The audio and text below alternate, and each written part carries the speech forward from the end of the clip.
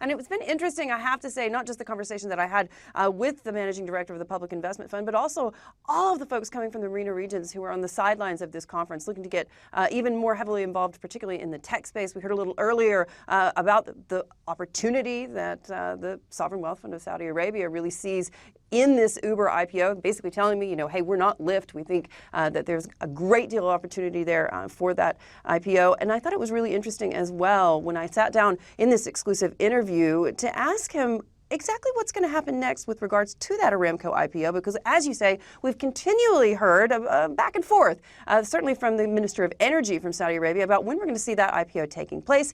Let's listen in to what he had to say.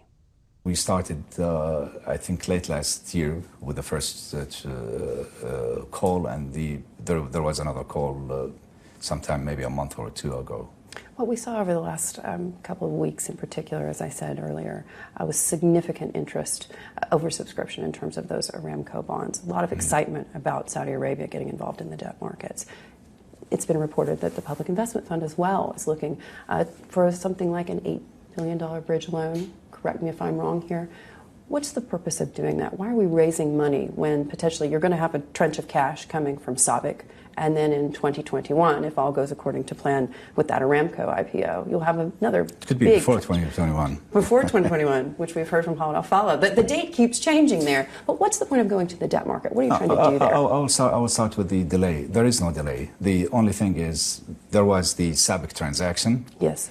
And we agreed and signed the documents with Aramco, so for $61.1 billion plus billion, so about $70 plus billion. Now, in order for us to close the transaction, we need to have approval from, I think, 20 different jurisdictions for antitrust around the world. So this is the delay. We cannot go IPO for Aramco before closing this transaction. Once this transaction is closed, I think there shouldn't be any reason for us to put Aramco IPO in a delay.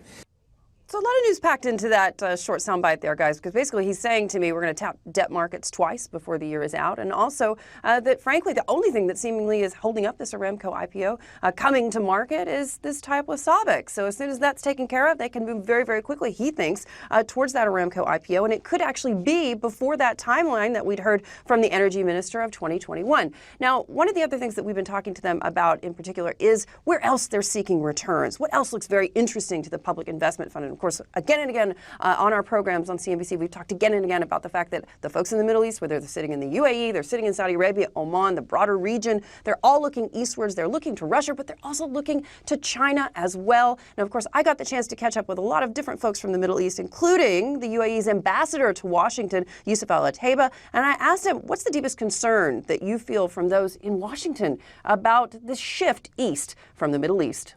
Take a listen. The more we work with China, even through just an economic lane, is starting to get people in Washington nervous. Absolutely. But we don't look at China as a threat.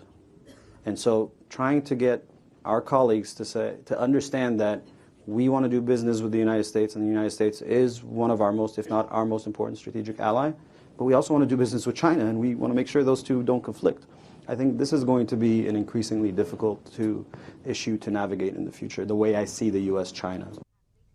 No surprise that the Middle East would once again be the arena where these great power conflicts are taking place. And frankly, this tug of war between the United States and China seemingly catching the Middle East very much in the crosshairs there, as we've seen happen with the likes of Russia as well. I think it's really, really interesting when we take a look at the investment cases with the UAE in particular. We saw Xi Jinping visiting the UAE just a few months ago. It was a very big state visit over a couple of days there. A lot of emphasis was placed on the potential for economic tie-up, trade as well. And certainly we're seeing this echoed when it comes to Saudi Arabia. Listen in to what the managing director of the country's sovereign wealth fund had to say about what he sees as opportunities in the East.